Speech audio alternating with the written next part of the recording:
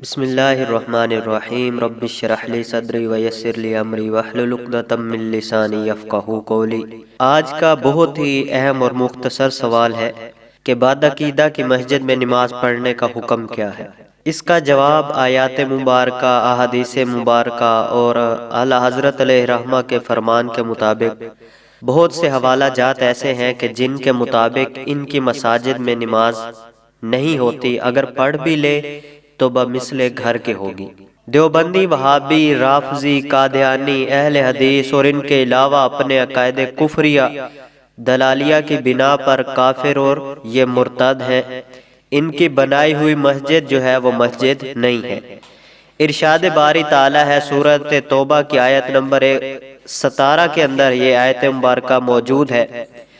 اس کا ترجمہ یہ ہے کہ مشرکوں کو کوئی حق نہیں کہ وہ اللہ کی مسجدوں کو آباد کرے، اور دوسرے مقام پر فرماتا ہے اللہ عز و جل، اللہ کی مسجدوں کو ہی وہی آباد کرتے ہیں جو اللہ اور قیامت کے دن پر ایمان لاتے ہیں اور نماز قائم کرتے ہیں اور زکوٰۃ دیتے ہیں اور اللہ کے سوا کسی سے نہیں ڈرتے، اور یہ سورہ توبہ کی آیت نمبر 18 کے اندر موجود ہے۔ اور اسی طرح اعلیٰ حضرت نے ملفوظات اعلیٰ حضرت کے حصہ 1 صفحہ نمبر 168 کے اندر یہ ارشاد فرمایا ہے، امام اہل سنت اعلیٰ حضرت علیہ رحمہ سے سوال ہوا کہ وہابیوں کی بنائی ہوئی مسجد مسجد ہے یا نہیں، تو آپ نے جواباً ارشاد فرمایا کہ کفار کی مسجد مثل گھر کے ہے۔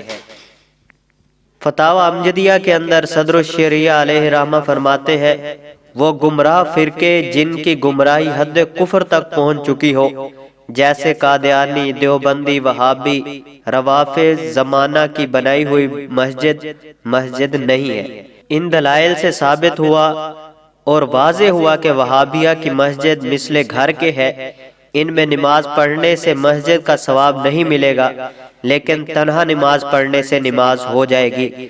حدیث پاک میں ہے کہ تاجدار مدینہ صلی اللہ علیہ وآلہ وسلم نے فرمایا کہ تمام روئے زمین مسجد ہے۔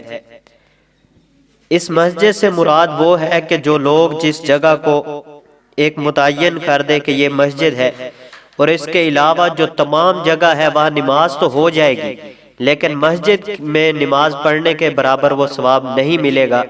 اس وجہ سے ان کی مسجد میں نماز پڑھنے سے جماعت کے ساتھ نماز نہیں ہوگی، الغرض علیحدہ پڑھ لے تو اس میں ثواب ملے گا، لیکن وہ بھی جو گھر میں عام روٹین میں پڑھتے ہیں اس کے حساب سے ثواب ملے گا۔